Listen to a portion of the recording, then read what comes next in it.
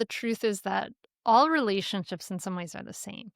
It's kind of the sort of secret, in some ways of like that I talk about in the book. It's like this, like somehow, in some ways, the way you talk to your infant, your 2-year-old, and your teenager, and your friends, and your wife is all the same in some ways, right? And it involves, um, and one of the most important skills I think it involves for all of them is really listening, right? Like it's this lost art of listening, like really trying to see and hear someone. It's really rare and unusual these days to really see and hear someone. Like everybody's having conversations while they're like looking at their phone or while they're doing another thing or whatever it is. But we can take our partner and, for the fathers who have wives out there, the fathers who have husbands out there, whatever, right? Like, look at your partner and and this is something you can also do with your child, but to imagine your partner or your child as like th- to, the object of your mindfulness. So mindfulness is the practice of putting our attention in the present moment with kindness and with curiosity. So that means um, we're trying to not, like, take shortcuts and judgment. We're trying to, like, see this person, or we're trying to see this moment with fresh eyes, like, as a beginner, right? This is the idea of beginner's mind.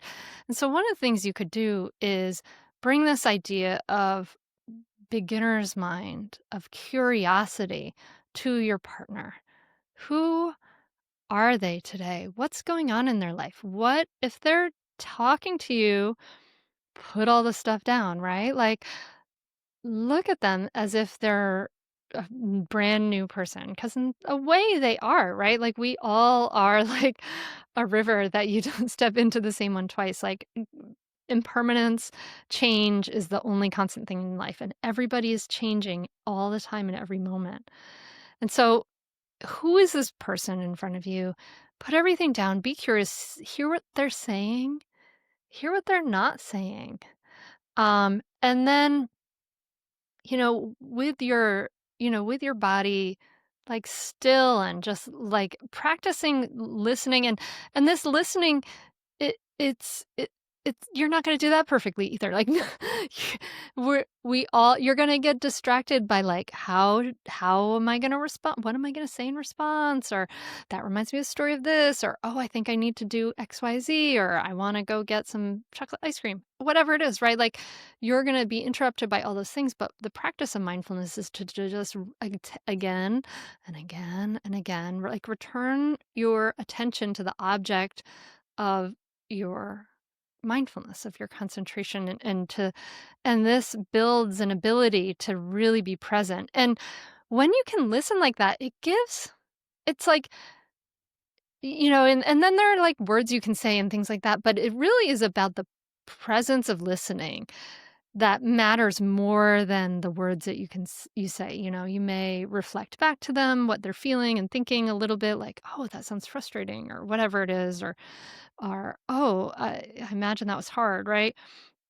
But when somebody's really upset, what they need most from us is not solving the problem, unless they're like, "Hey, I have a problem. I need your help. Can you help me solve it?" Don't try to solve the problem. First, just kind of sit and listen and be with them in the feelings. And this is like this idea of just, this is like we are with each other. We're interconnected. If you go down to a microscopic level, there's no place where you begin and the world ends, right? Like, we are all very much interconnected. Like, there's always exchange with everyone and everything, and our feelings and our thoughts and all of that is all exchanging too.